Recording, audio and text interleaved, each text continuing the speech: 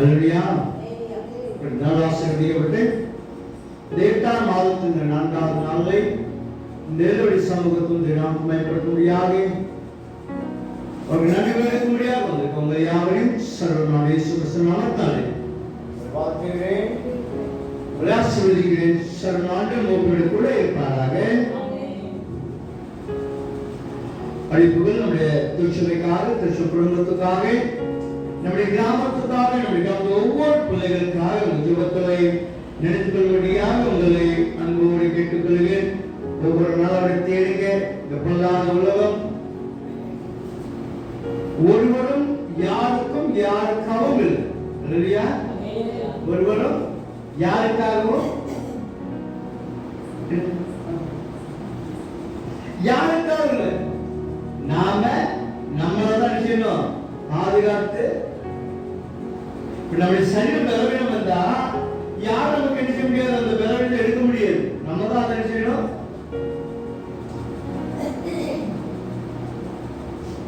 இப்போ நம்ம நெல்லை மாவட்டம் விவசாயம் செய்யணும். எதுக்கு தெரியுமா? ஒரு பெரிய போர்டு பார்த்தேன்.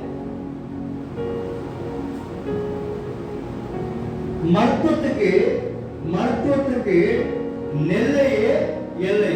மருத்துவத்துக்கு எங்க போன எல்லாம் சகல வசதி எங்க இருக்கு? நெல்லை. நீ எல்லாம் சொத்து சேர்த்து வச்சதெல்லாம் என்ன செய்ய அங்க கொண்டு வந்திருக்கையா? எங்க போன ரொம்ப நாடுகள் முதல்ல நாடுகள் போக முடியாது.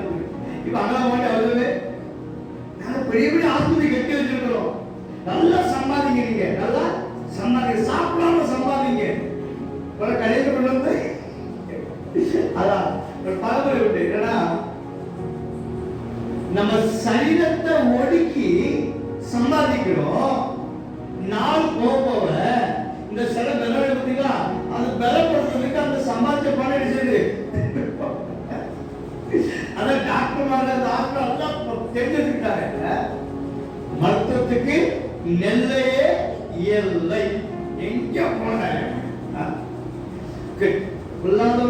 கவலை, துன்பம், வேதனை, கண்ணீர் நிறைந்த உலகத்துல தேவன் திருச்சபை பிள்ளைகளுக்கும் நம்முடைய கிராமத்து ஜனங்களுக்கும் ஒரு பெரிய அடைக்கப்பட்டு இருக்கிறார். கர்த்தருக்குள் மகிழ்ச்சியா இருப்பது உங்களுக்கு பலன். சனத்துக்கு அதான் இந்த உலகத்துல சுகத்துக்காக வேற சொத்து எதுவுமே ஒரு ஆரோக்கியம் நோயற்ற வாழ்வே நோயற்ற வாழ்வே. அவன் தான் கோடீஸ்வரன். அவன் தான் கோடீஸ்வரன். கோடீஸ்வரன் எங்க பார்க்கணும் தெரியுமா? இங்கதான் பார்க்கணும். நான் நல்லா இருக்கேயா, நான் நல்லா இருக்கேன். ஆண்டு எனக்கு சுகத்தை கொடுத்திருக்காருயா, ஆண்டு எனக்கு பலத்தை கொடுத்திருக்காருயா, என் பிள்ளை ஆசிரிச்சிருக்கிறார், என் குடும்பத்தை ஆசிரிச்சிருக்கிறார். நான் இவன் வீட்டாளர் முன்னாள் கர்த்தரே. இன்னைக்கு எனக்கு பேப்பர் பார்த்து 26 வயது ஒரு டிவி நடிகை தற்கொலை பண்ணிட்டான். 26 வாழ வயசுல தற்கொலை. நிம்மதியில சமாதான பணம் பணம் பணம் ஓடி ஓடி ஓடி தன் வாழ்க்கையே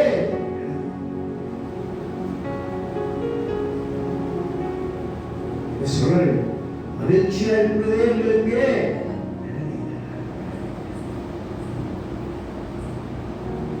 எவ்வளவு வேலை இருக்கு. நம்ம காலை எந்திரிச்சு 7 வரையா கொஞ்ச நேரம் சம்பளத்துல அந்த இந்த பதங்களோடு பாதுகாத்தீங்களே, என் வேலை செஞ்ச பலத்தை கொடுத்தீங்களே, எனக்கு ஆரோக்கியத்தை கொடுத்தீங்களேப்பா, மக்கள் நன்றி என்று சொல்லி இங்க வயசை உட்கார்ந்து பார்த்தீங்களா? சொல்றது வாசிக்க 84 சங்கத்துல 4வது மணிக்கு வாசிக்க. சாரி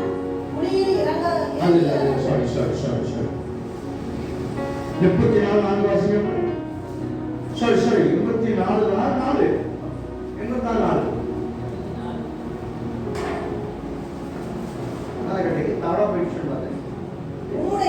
உம்முடைய வீட்டில் வாசமா இருக்கிறவர்கள் பாக்கியவான்கள், அவர்கள் எப்பொழுதும்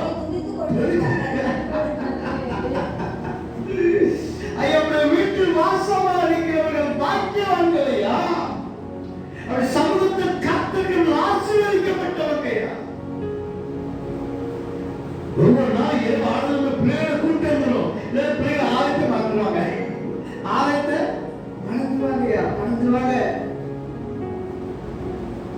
எதுக்கு ஆலயா? எதுக்கு ஆலயம் சொல்லுது? சபை என்பது விசுவாசிகள் ஒன்று இணைந்து ஒருவருக்கொருவர் ஆதரவு அளித்து கிறிஸ்துவில் இணைந்து வளரும் ஒரு ஆன்மீக குடும்பம். அல்லேலூயா. ஆலயத்தில் ஒருவருக்கொருவர் தாங்கி, ஒருவருக்கொரு ஜெபத்துல தாங்கி, ஒருவருக்கொரு உதவி செய்து, ஒருவருக்கொருவர் ஜெபத்தில் சொன்னால் நாம் இணைந்து இருக்கிறோம் ஐயா. ஆலயம்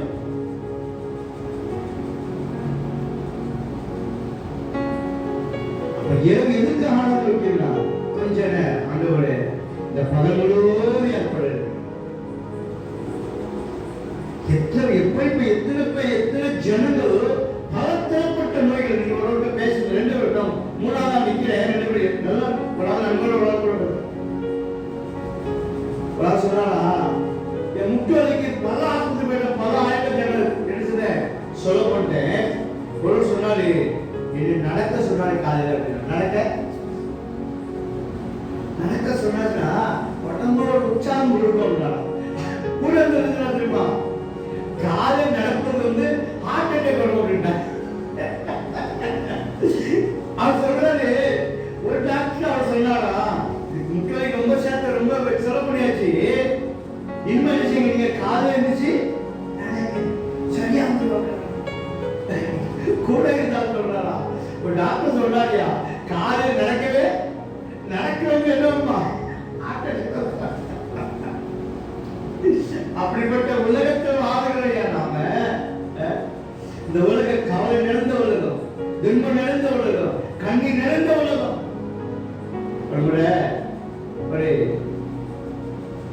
ஒரு மனுஷன் விளாட்படியா அங்க எங்க போனாலும் தெரியுமா, அந்த முடிவெட்ட போனார். முடிவெட்டினே அவர்கிட்ட பேசுறாங்க. அந்த முடிவெட்ட டாக்டர் பேசுறாங்க, ஐயா இங்க சலுனை இல்லையா அப்படின்னா. முடிவெட்ட கடையில் உட்கார்ந்துட்டு சலுனைட்ட கேட்கிறாரா, இங்க சலுனை இல்லையா? அப்போ சொன்னாரா, இப்பா என்ன பார்க்கலாம் தெரியலையா அப்படின்னா. என்ன வாங்குது முடிவெட்ட தெரியலையா? அவங்களுக்கு கோபப்பட்டு பேசுறாரா. அப்போ சொன்னாரா, நீங்க முடிவெட்ட இருக்கீங்கயா, ஆனா ஜனங்கள் பாருங்க முடி பறக்க மாதிரி சொல்லுங்க, பறக்கப்பட்டு தாடி வந்து அப்படியே அழிகிறாங்களே. அப்போ சொன்னாரா, அவங்க எங்க கடைக்கு வந்தாதான் நான் என்ன செய்வேன், முடிய வெட்டி வரலையா. அந்த அளவுல மாற்றதான் என்னுடைய வேலை, நல்ல முடிவெட்டதான் என்னுடைய வேலை. அவங்க இங்க வந்தாதான் வாழ்க்கையில மாற்றங்கள். இதே போலதான் அந்நியாசம் 84 1 அந்நியாசம் பாருங்க. சேனைகளின் கர்த்தாவே வாசஸ்தலம் எவ்வளவு இனிமையா இருக்கியா. அங்கே குடியிருக்கிறவர்கள், அங்கே ஆராதிக்கிறவர்கள் பாக்கியவான்களா இருக்கிறார்கள். பாக்கியவான்கள். இந்த ஆலயத்துக்கு வருவதுதான் எனக்கு ரொம்ப கஷ்டப்பட்டு வேண்டியது.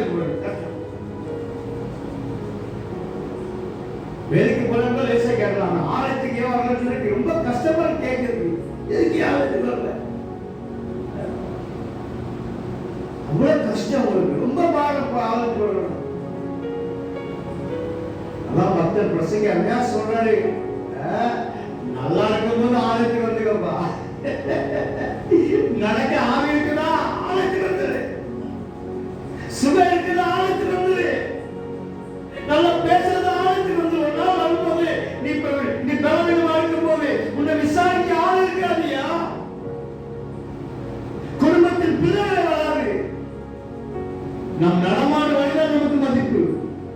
நாம் சுகமா இருக்கிறத நம்ம குடும்பத்தை மதிப்பாங்க. நம்மளை நம்ம நல்லா நம்முடைய பிள்ளைகள் மதிப்பாங்க. அவ்வளவு பாஸ்டான இந்த உலகத்துல அவங்க அவங்களுக்கு வேலை இருக்கு, யாரும் பார்க்க மாட்டாங்க, யாரும் விசாரிக்க மாட்டாங்க. நம்முடைய பிள்ளைகள் பாப்பாங்கன்னு சொல்ல ஒத்துழைப்பு பார்க்க மாட்டாங்க. நான் நல்லா இருந்தாதான் நான் சாப்பிடறதுக்கு கை இருந்தாதான் சாப்பிட முடியும். நான் பாத்ரூம் போய் பலம் இருந்தாதான் பாத்ரூம் போக முடியும். ஒருவர் உதவி செய்ய மாட்டாங்க. ஆகையால் கர்த்தர் மகிழ்ச்சியா இருப்பது எனக்கு பலம், நமக்கு இல்லை, எனக்கு பலம். அல்லேலூயா. ஒவ்வொரு சொல்லணும், நான் கர்த்தருக்குள் மகிழ்ச்சியா இருப்பதா எனக்கு பலன். யார் எனக்கு உதவி செய்ய முடியாது? யார் உதவிக்கு வரணும் சொல்லலாம், சொன்னாலும் சொல்லலாம். ஆனா படுத்துட்டு அத்தணும் நம்ம உடம்பு நம்ம தான் கவனிக்கிறியா? ஆகையால் நல்லா இருக்கும்போது ஆண்டவருக்கு நன்றி சொல்லுங்க. ஒரு நாள் நன்றி சொல்ல வாங்கியா இருக்கும், ஆனா முடியாம போயிடும். பிரசங்கி அருமையா இருந்தாரு, ஞானத்தில் சிறந்தவர், ஐஸ்வரத்தில் மகத்துள்ளவர். அவர் எப்ப ஐஸ்வரம் அவர் சொல்றாரு, எல்லா அனுபவத்தையும் சொல்றாரு. ஏ வாலிபனே, என் பலன் அளிக்கிறவங்களே, ஆண்டவரை தேடிக்கிறோம். உங்க பிள்ளைங்க சொல்லுங்க, ஆலயத்தை தேடுவேன்னு சொல்லி உங்க பிள்ளைங்க சொல்லுங்க. ஆலயத்துக்கு கூட்டிட்டு வந்துருங்க. ஆலயத்தை மறந்து ஆலயம் என்னன்னு தெரியாம போயிடும். ஆலயம் கூப்பிட வேண்டியா இருப்பான், படிக்க சொல்லாம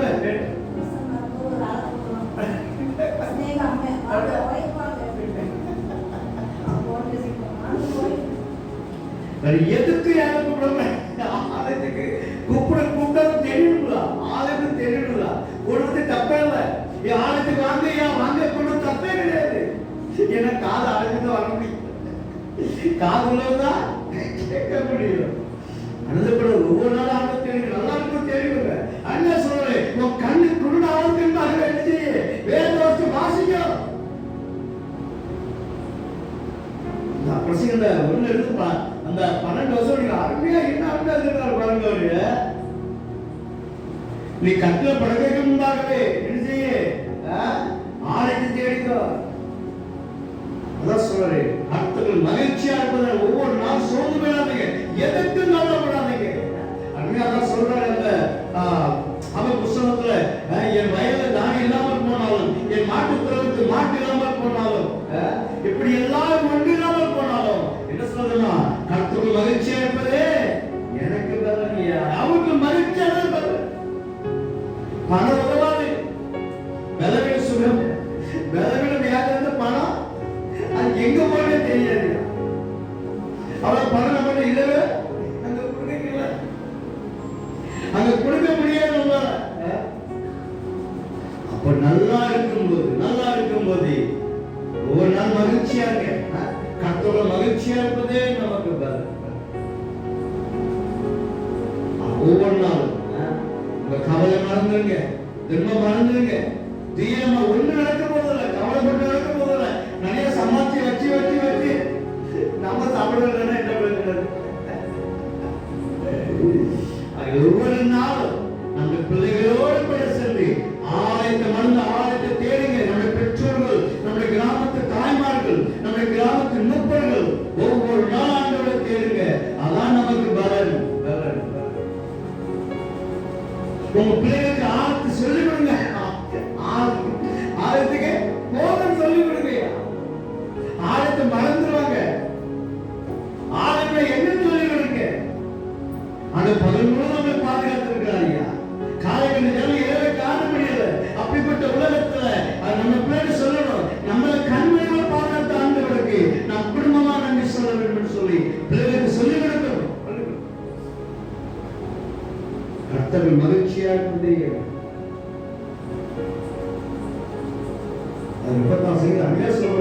ஆண்டவரே உடைய வாசஸ்தலம் எவ்வளவு இனிமையானதையா, எல்லா இடங்களுக்கு அங்க இருக்கு.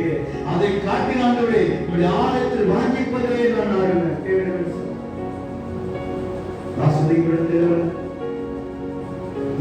நம்மை உண்டாக்கின ஆண்டவர், நம்மை சிருஷ்டித்த ஆண்டவர், நம்மை ஆஸ்வதிக்கிற ஆண்டவர். நம்ம எப்பெல்லாம் தெரிகிறோமோ, எப்பெல்லாம் ஆராதிக்கிறோமோ, அப்பதான் நமக்கு வாசம் முடிகிற ஆண்டவர்.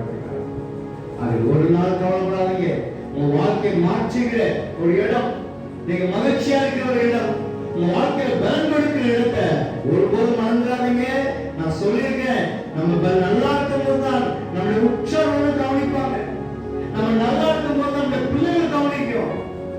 ஆகையால் வர நாட்கள் வளர்றதுக்கு முன்பாக சபை கூடி வருகிறத விட்டு விடாதீங்க. என் நாளானது பயங்கரமா இருக்குது. ஆகையால் அவர் சமூகத்தில் காத்திருந்து பலனை பெற்றுக் கொள்ளுங்க, சுகத்தை பெற்றுக் கொள்ளுங்க, ஆரோக்கியத்தை பெற்றுக் கொள்ளுங்க, அவரை பற்றிக் கொள்ளுங்க. சர்வ ஆண்டவர் நம்முடைய பிள்ளைகள் நம்முடைய கிராமத்து ஜனங்களே ஒவ்வொரு ஆசிரியத்தை சுகத்தை கொடுத்து ஆரோக்கியத்தை கொடுத்து நம்மளை அநேக சாட்சியாக்கும்படியாக தேவன் கிருபை செய்வாராக. அப்படிப்பட்ட கிருபை தேவன் நமக்கு தந்து நம்மை ஆசீர்வதிப்பாராக. ஆமென். ஜெபம் செய்வோம்.